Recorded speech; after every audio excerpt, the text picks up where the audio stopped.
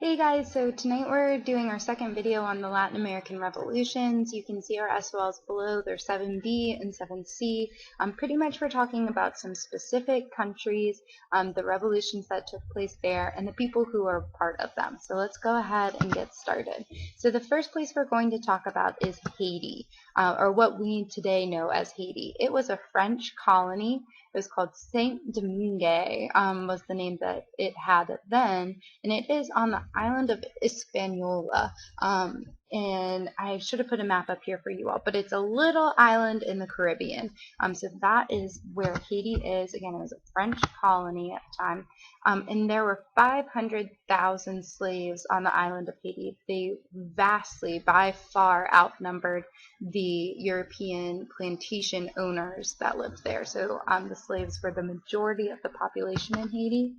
And so in August of 1791, 100,000 of these slaves revolt against the control of France. The rebellion in Haiti, sorry, there's a bug. The rebellion in Haiti is led by a man named Toussaint Louverture. So he is he's a former slave. He has no formal training because he was a slave, but he rises and he becomes an excellent general and an excellent diplomat for Haiti and for these slaves who revolt in Haiti for their independence. So by 1801, he has freed all the slaves in Haiti. And he controls the island. It's also important to note that Louverture, he successfully defends Haiti against 3 foreign powers, against France, Spain, and Britain. So he is extremely important. He is the former slave who organizes and leads this revolution that takes place in Haiti. I should have mentioned again, guys, this is a review from what we did in class today. So this is all probably sounding very familiar to you anyway. But all of these revolutions are taking place, remember, because they have been influenced by what's happening or what happened in America and France with their revolutions, because of Enlightenment ideals that have made their way to Latin America, and they were inspired to declare their own independence. So especially in Haiti, these slaves were trying to get rid of the control of their French masters on these plantations. They were treated terribly as slaves, extremely cruel, so they were trying to declare independence. So let's see, what else do we have? All right, so Louverture, he gains control of the island, but eventually he is captured and he is sent to prison. And while he is away in prison, one of his generals picks up where he left off, and he is the one who finally in 1804 declares Haiti an independent country and names the former colony Haiti, which means mountainous land. So that is Haiti in a nutshell. Next, we're going to talk about Venezuela. And it's important to realize that in some of these other Latin American countries, Haiti was a special circumstance because of the amount of slaves that were in Haiti. So slaves are the ones leading the revolution there.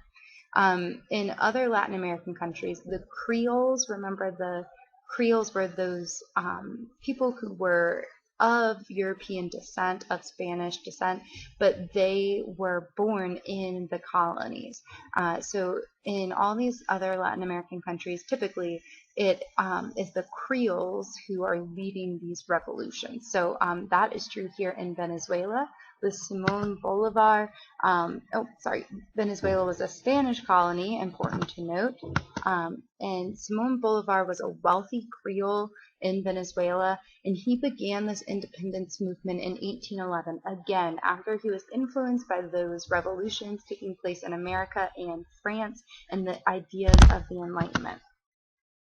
So he starts this movement in 1811, the revolution in 1811, but it takes a long time before Venezuela actually gets to declare official independence. In 1819, Bolivar has a very decisive victory over Spain. He marches 2,000 troops over the Andes Mountains into what is modern-day Colombia and defeats the Spanish army there. It's a very important victory for him. So by 1821, Venezuela gains its independence from Spain and becomes an independent country.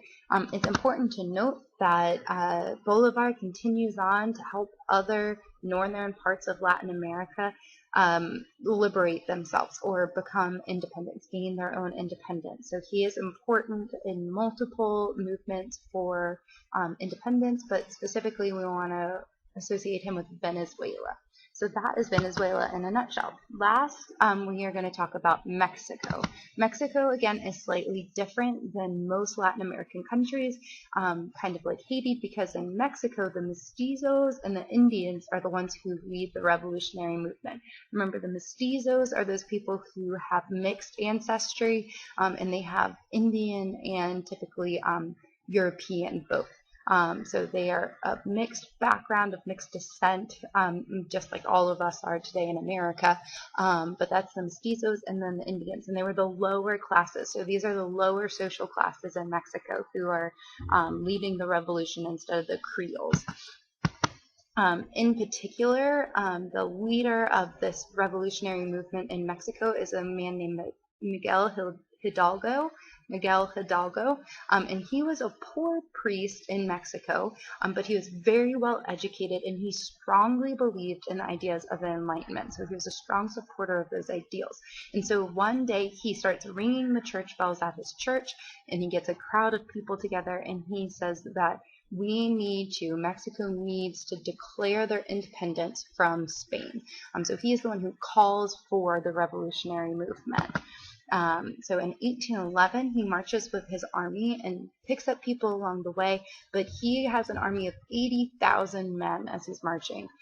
This really scares the Creoles and the Spanish army that was located in Mexico at the time, because they were worried that they were going to lose their position within society because these lower classes were revolting.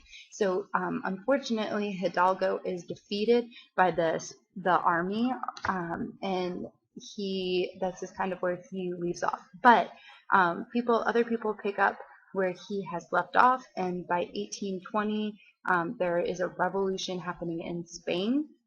So there's liberals taking over in Spain in 1820.